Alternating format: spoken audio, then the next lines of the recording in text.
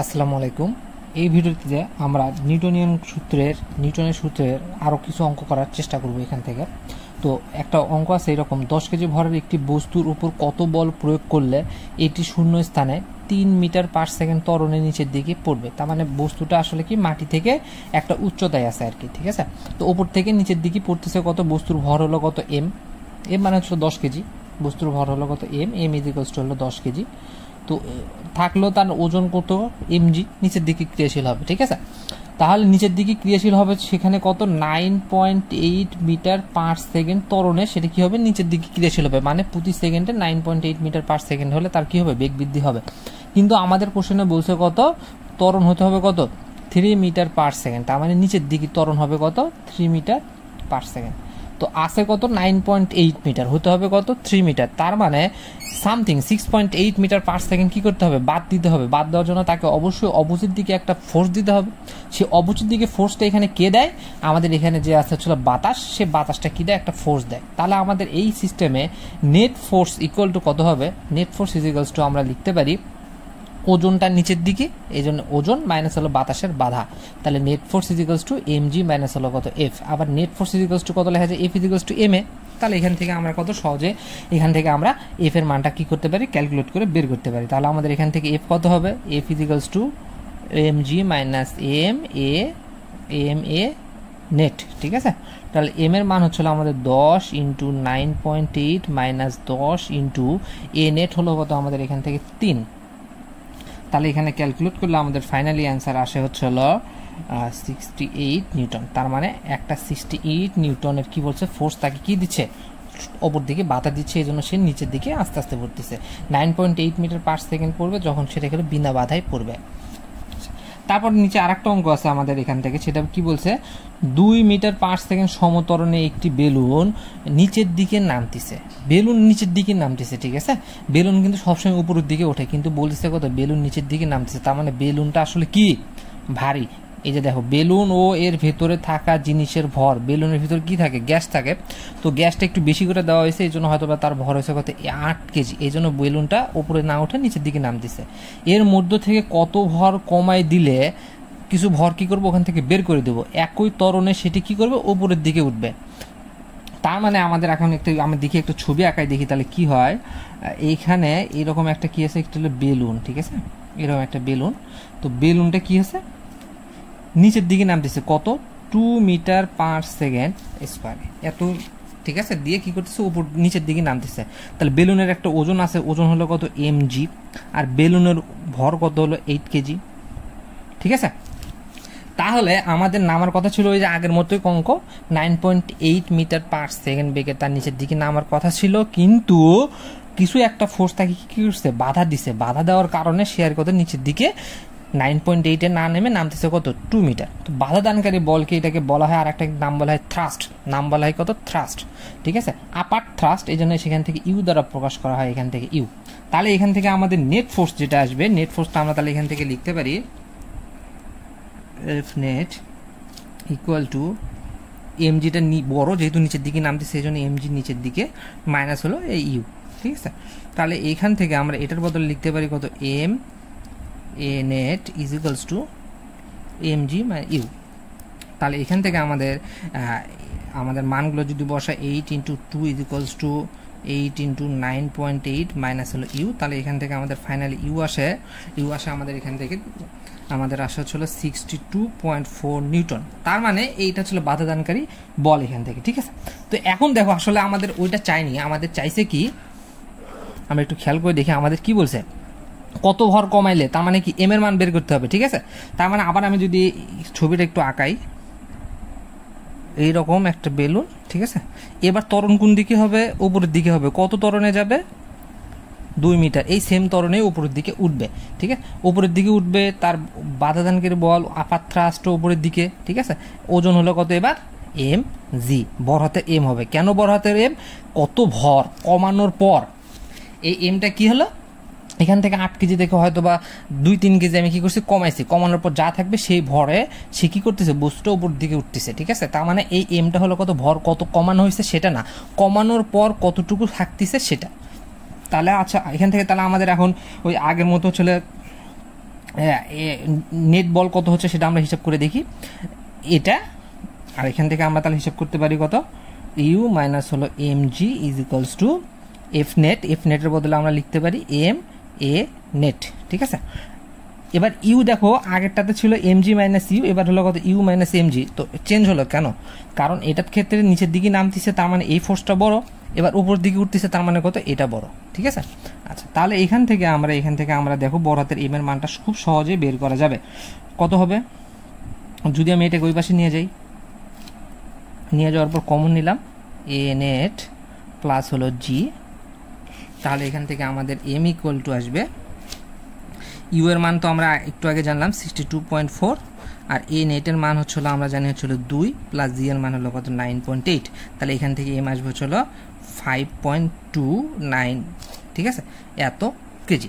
তার মানে আমাদের বেলুনের ভিতর ভর আছে কত 8, তার মানে ভর কমাতে হবে কত, ভর কমাতে হবে, তাহলে দেখি ভর আমাদের ফাইনালে কত কমাতে হচ্ছে। এখান থেকে তাহলে আমাদের আগে ছিল 8 কেজি মাইনাস হলো, এখান থেকে করলে আমাদের ফাইনালি যে কত আসে 2.712 এত কেজি, তার মানে আমাদের কি করতে হবে, ভর কমাতে হবে, ঠিক আছে।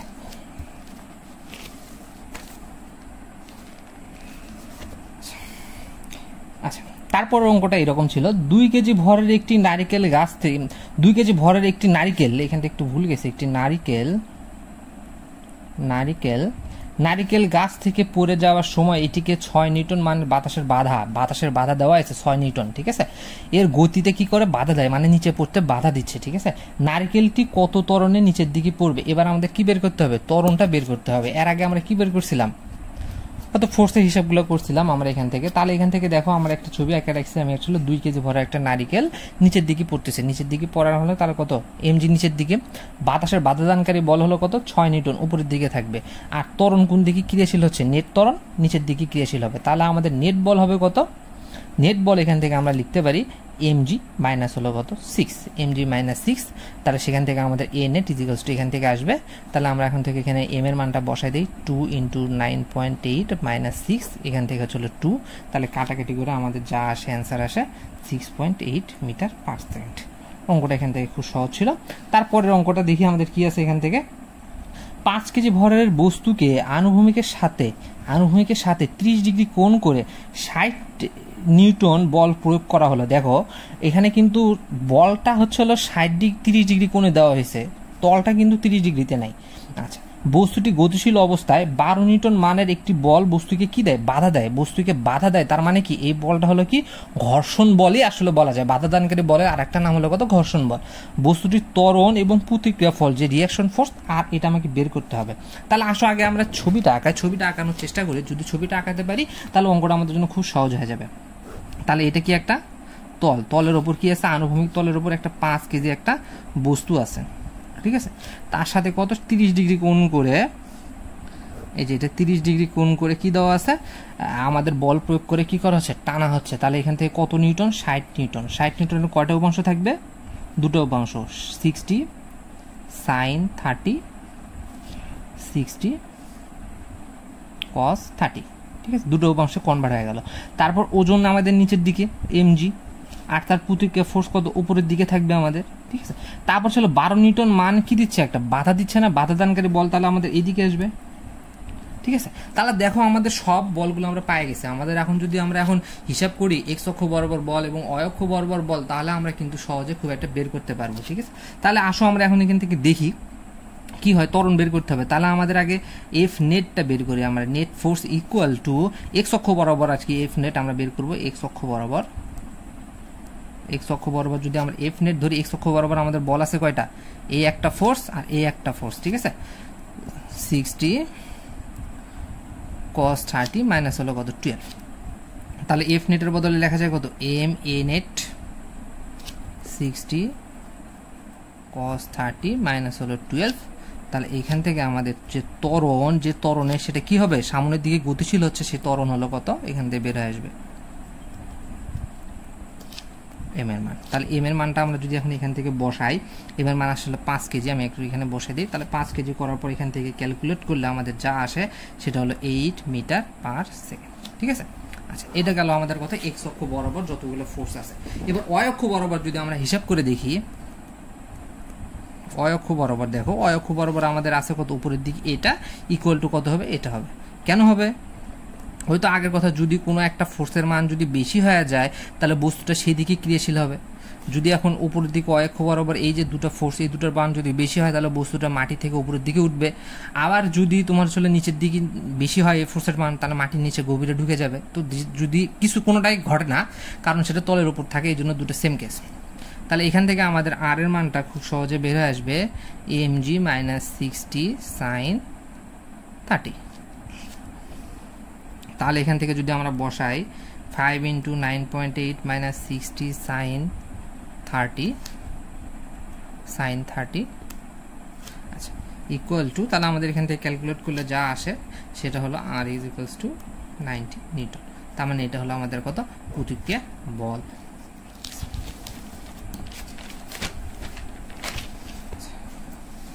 এখানে আমাদের আরেকটা অঙ্ক আছে, একটি মসৃণ তল আনুভূমিকের সাথে 60 ডিগ্রি কোণে আনত। একটি মসৃণ তলটা কি আনুভূমিকের সাথে 60 ডিগ্রি কোণে আনত। যদি ছবি আঁকানো যায় তাহলে দেখতে কিরকম হবে, সবসময় ওই পাশে আঁকাই, একটা একটু ব্যতিক্রম আঁকাই, সবসময় তো এই সাইড দিকে আঁকানো হয়।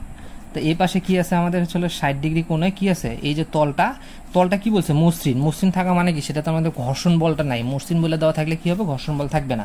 এটার উপর একটি মসৃণ বস্তুটাও কি মসৃণ, ঠিক আছে, তার মানে বস্তুটার উপরে কি ঘর্ষণ বলটা নাই, তার মানে এই অঙ্কে ঘর্ষণ বল আমাদের লাগতেছে না।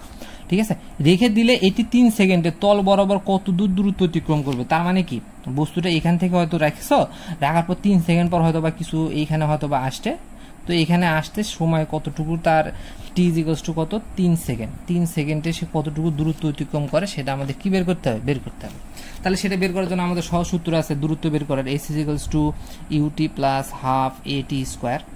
ইউ মানে হলো কত, আদি বেগ, যেহেতু বস্তুটা এই স্থির অবস্থায় ছিল, এখানে তুমি রাখছো, তার মানে ইউ ইজ ইকুয়ালস টু 0। তারপর আমার থাকলো কত, হাফ, এই টি এর মান হচ্ছিল কত আমাদের 3 সেকেন্ড। তো এখানে আমাদের ত্বরণটা দেওয়া নাই, তো ত্বরণটা আমাকে কি করতে হবে, বের করতে হবে। কিভাবে বের করব, এখান থেকে আমাদের কি হচ্ছে, বস্তুটার ওজন পুরোপুরি আমাদের কোন দিকে ক্রিয়াশীল হয়, নিচের দিকে, mg, তার কয়টা অংশ, 2টা অংশ। তো এই পাশে কোন যা হবে এটাও তাই হবে, আর এটার নাম হবে কত, হলো mg cos 60, আর এটা হবে কত, mg sin 60। এটার একটা কি থাকবে, প্রতিক্রিয়া বল, আর এই ফোর্স আর এই ফোর্স কি করে দিবে, মিনিমাইজ করে দিবে, মানে দুটো ইকুয়াল, একে অপরকে অপোজ করে দিবে।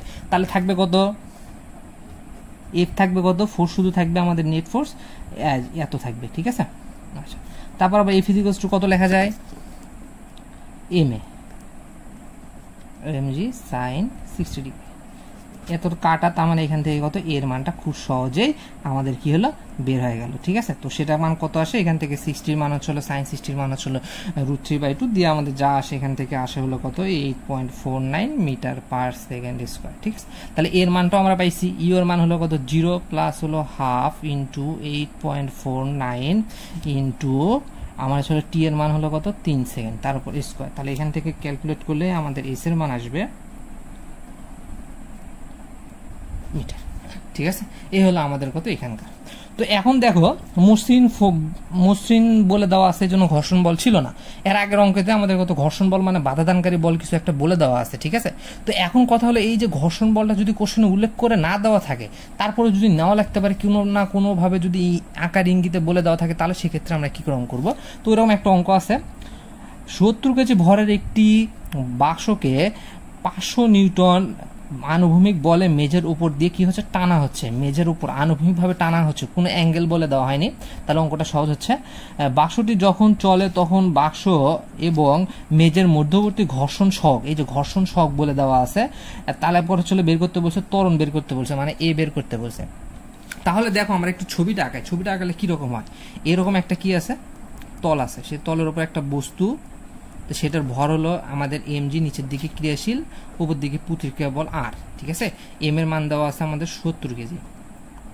তো এই দিকে কত বলে টানানো হচ্ছে, 500 নিউটন বলে। ক্লিয়ার, তো এখন কি বলছে আমাদের এখান থেকে, যে মেজের ঘর্ষণ সহগ দেওয়া আছে, তার মানে ঘর্ষণ তো একটা উল্লেখ করাই আছে, আবার বলা হচ্ছে ঘর্ষণ না মসৃণ বা এই টাইপের কিছু বলে দেওয়া নেই, কিন্তু ঘর্ষণ সহগ বলে দেওয়া আছে, তার মানে এখানে কি দেওয়া আছে, ঘর্ষণ বল দেওয়া আছে। ঠিক আছে, তাহলে ঘর্ষণ বলটা কি হবে, এই সাইডে হবে, এটা আমি ছোট হাতের এফ দ্বারা প্রকাশ করলাম। ঠিক আছে, তাহলে আমাদের নেট ফোর্স হবে কত, আমরা যদি এই পাশে হিসাব করি F net is equals two আমাদের, তাহলে এটাকে হচ্ছে 500 মাইনাস হলো ছোট হাতের এফ, তাহলে এখন এর ভিতর আছে কত এম এ নেট বা ত্বরণ ইকুয়াল টু 500 মাইনাস হলো এফ। দেখো আমি কিন্তু ঘর্ষণ বল এই এফ এর মানটা এখনো জানি না, এই এফ এর মানটা আমাকে কি করতে হবে, বের করতে হবে। এই যে ঘর্ষণ সহগ হয় দুই ধরনের, একটা হলো গতীয় ঘর্ষণ গুণাঙ্ক, একটা হলো স্থিতি ঘর্ষণ গুণাঙ্ক। গতিশীল অবস্থায় যদি থাকে তাহলে সেটাকে বলা হয় গতীয় ঘর্ষণ গুণাঙ্ক, আর যদি স্থির অবস্থায় থাকে তাহলে সেটাকে বলা হয় স্থিতি ঘর্ষণ গুণাঙ্ক। এটাকে প্রকাশ করা হয় মিউ এস দ্বারা, মিউ কে দ্বারা, কেতে কাইনেটিক মানে গতিশীল অবস্থায় আছে সেজন্য কি বলা হয় গতীয় ঘর্ষণ গুণাঙ্ক, আর মিউ এস দ্বারা বোঝানো হয় স্থিতি ঘর্ষণ গুণাঙ্ক, নাম হলো স্থিতি। ঠিক আছে, স্থিতি ঘর্ষণ গুণাঙ্ক মানে ওটা স্থির অবস্থায় আছে, এস হলো সলিড, তো আমাদের যেহেতু এখানে গতিশীল অবস্থায় আছে তার মানে এটা একটু বাদ, আমাদের এটা নিয়ে কাজ করবো। তো দুটার জন্য একটাই সূত্র, সেটা হলো mu K is equals two ছোট হাতের এফ ভাগ হলো আর, তাহলে এখান থেকে F is equals to mu K into কত হলো আর, আর হলো কত রিয়াকশন ফোর্স। আচ্ছা, তাহলে এখান থেকে দেখো F is equals to mu K, আর এর বদলে এমজি লেখা যায়, আর আর কত এমজি সমান আর ইকুয়াল টু এমজি, এর আগে আমরা অনেকগুলো অঙ্কেই দেখেছি এগুলো। ঠিক আছে, তাহলে এখান থেকে আমরা এখন মানগুলো বসাতে পারি, 0.5 ইন্টু এম এর মান হলো 77 ইন্টু জি এর মান হলো কত 9.8, তাহলে আমাদের ঘর্ষণ বল আসে, তাহলে ঘর্ষণ বল আসে আমাদের এখান থেকে ক্যালকুলেট করলে 343 নিউটন। তাহলে এখান থেকে এখন আমরা আসো বসাই, এ নেটের মানটা বসাই, এ নেট আমাদের দরকার, A net is equals to 500 minus 343 ভাগ হলো এম। তো এম এর মান হলো কত আমাদের জানি 70 কেজি, তাহলে 70 কেজি ডাইরেক্ট বসাই, তাহলে আমাদের এখান থেকে ক্যালকুলেট করলে আসে